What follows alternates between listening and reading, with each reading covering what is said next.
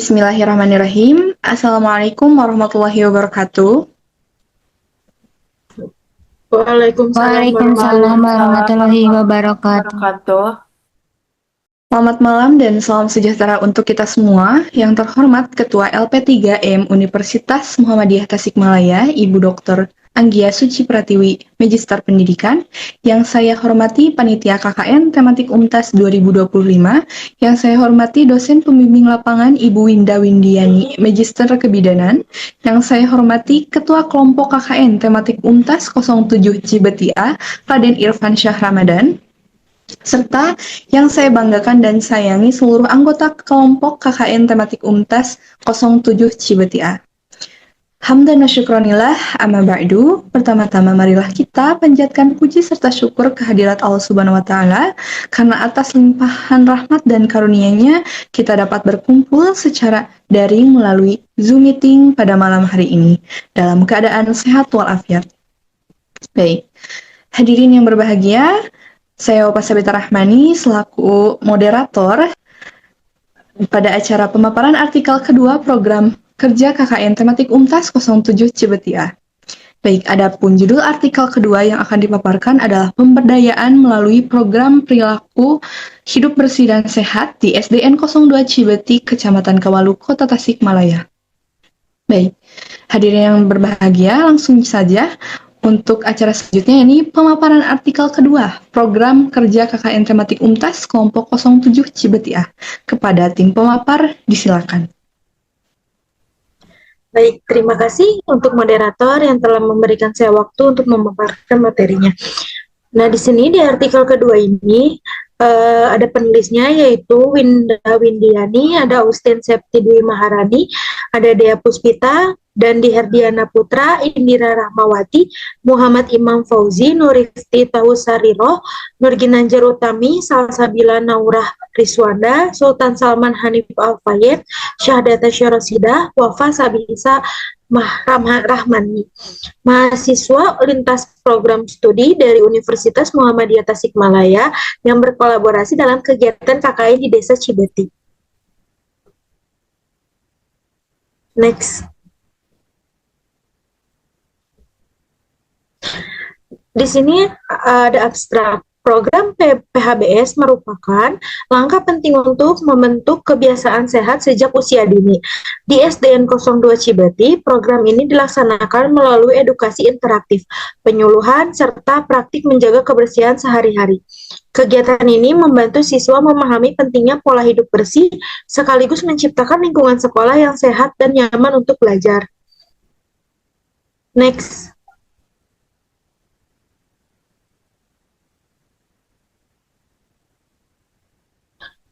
Nah, di sini ada pendahuluan. Masa sekolah merupakan periode penting untuk menanamkan kebiasaan hidup sehat, karena anak-anak mudah meniru dan membentuk pola perilaku sejak dini. Namun, penerapan PHBS di sekolah masih rendah.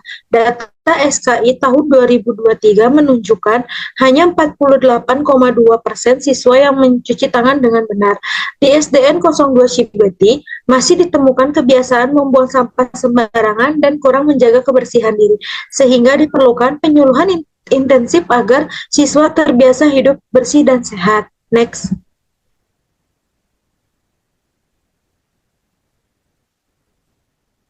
Selanjutnya ada metodologi.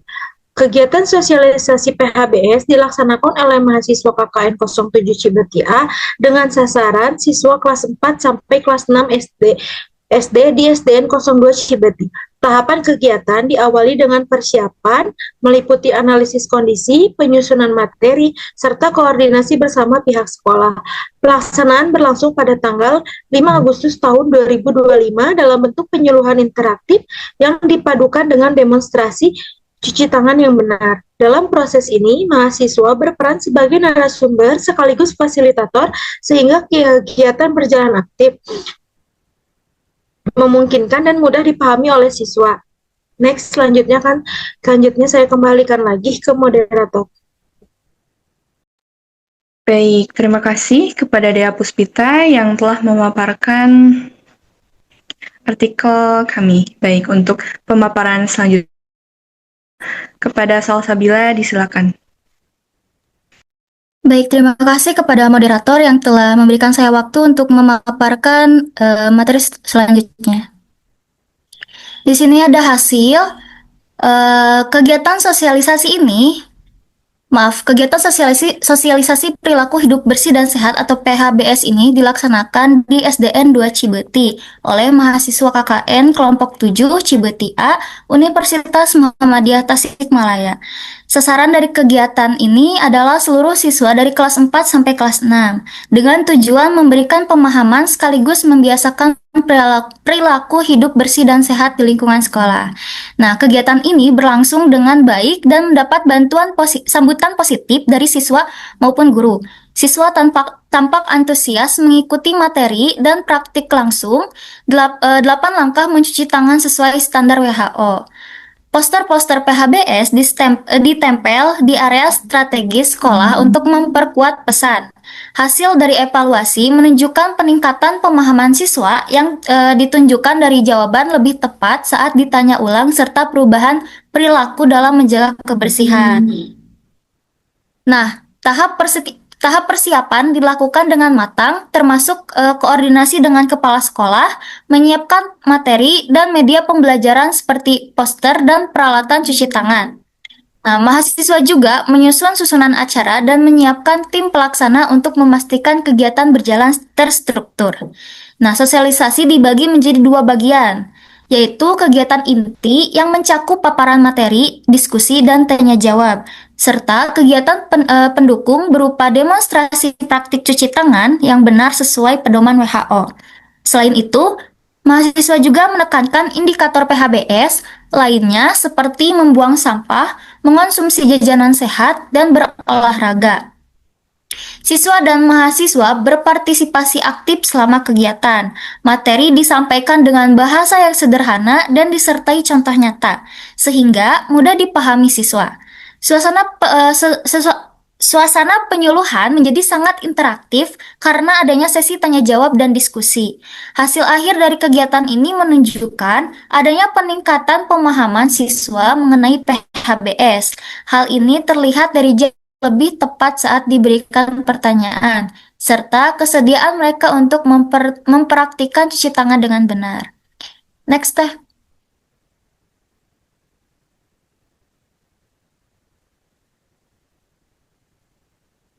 Baik, untuk selanjutnya ada pembahasan. Hasil kegiatan ini konsisten dengan penelitian sebelumnya yang menunjukkan adanya peningkatan signifikan pengetahuan dan praktik PHBS setelah edukasi. Misalnya, dari 35,3% menjadi 88,2% siswa yang memahami cara cuci tangan dengan benar menurut Sari pada tahun 2025. Nah, edukasi kesehatan terbukti efektif membentuk perilaku sehat sejak dini. PHBS bukan hanya meningkatkan kesehatan individu, tetapi juga membangun lingkungan sekolah yang lebih bersih, nyaman, dan mendukung tumbuh kembang siswa. Next.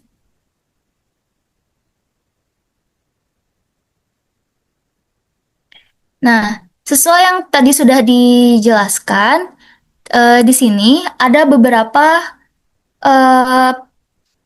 program edukasi PHBS didukung oleh beberapa peneliti ya. Nah, yang pertama itu ada peningkatan pemahaman cuci tangan.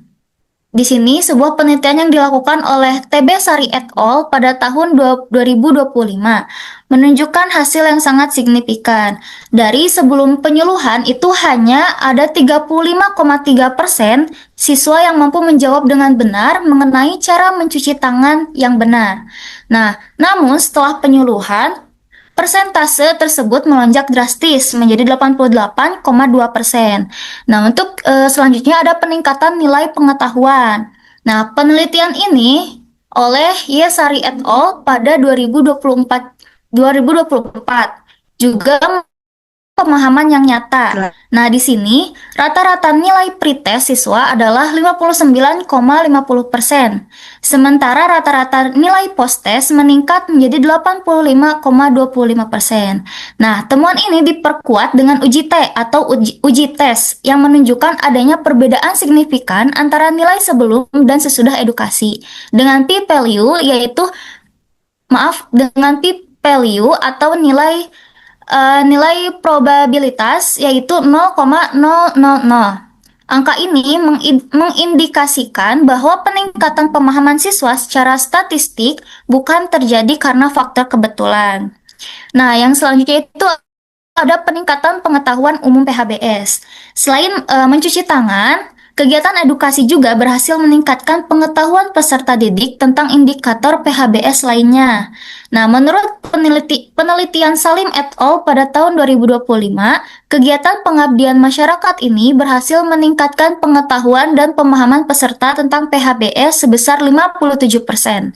Nah, materi yang disampaikan meliputi kebersihan tangan, konsumsi jajanan sehat, penggunaan jamban bersih, olahraga teratur, pemberantasan jentik nyamuk, hingga membuang sampah pada tempatnya.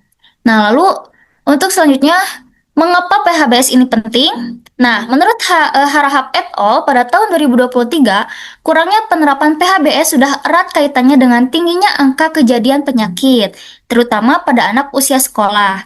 Salah satu contoh nyatanya adalah kasus diare. Nah, di sini ada beberapa manfaat dari PHBS sendiri, yaitu yang pertama mencegah penyakit. Dengan PHBS, kita bisa menekan angka kejadian penyakit yang disebabkan oleh perilaku tidak sehat. Yang kedua, yaitu meningkatkan kualitas hidup dan produktivitas. PHBS bukan hanya tentang fisik, tapi juga menjaga kesehatan mental, spiritual, dan sosial. Tubuh yang sehat membuat kita lebih produktif dalam beraktivitas. Nah, yang ketiga yaitu menciptakan lingkungan sehat. Menurut Nabila et al. Pada tahun 2024, meningkatkan kesadaran akan kebersihan dan kesehatan akan memperkuat kontribusi kita dalam menciptakan lingkungan yang sehat secara kolektif. Nah, di sini juga menurut Harahap et al. Pada tahun 2023, pendidikan kesehatan idealnya ditanamkan sejak usia dini, yaitu masa prasekolah hingga sekolah dasar. Kenapa?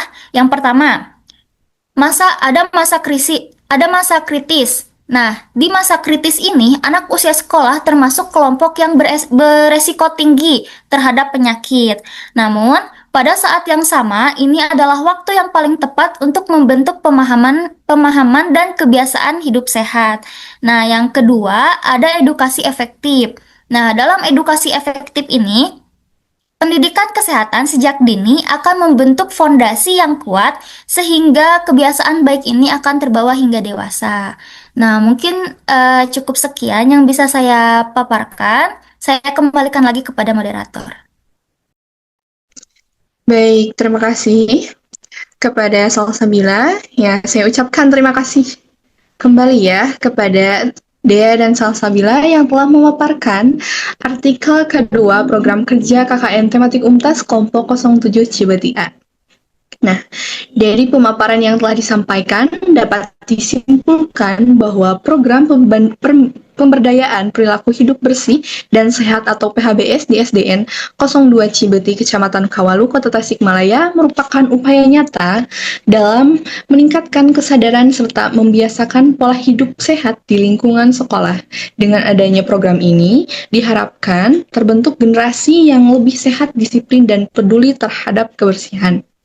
Nah, hadirin yang saya hormati, demikianlah acara pemaparan artikel kedua program kerja KKN tematik UMTAS kelompok 07 Cibeti A pada malam hari ini. Semoga apa yang telah disampaikan dapat memberi khususnya dalam mendukung keberhasilan program KKN tematik UMTAS 2025.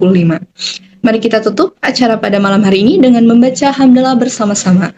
Alhamdulillahirabbil alamin. Baik, akhir kata saya selaku moderator mengucapkan terima kasih atas perhatian dan kehadirannya kepada seluruh hadirin. Mohon maaf atas segala kekurangan dan kesalahannya. Wassalamualaikum warahmatullahi wabarakatuh. Waalaikumsalam warahmatullahi wabarakatuh. Waalaikumsalam warahmatullahi wabarakatuh.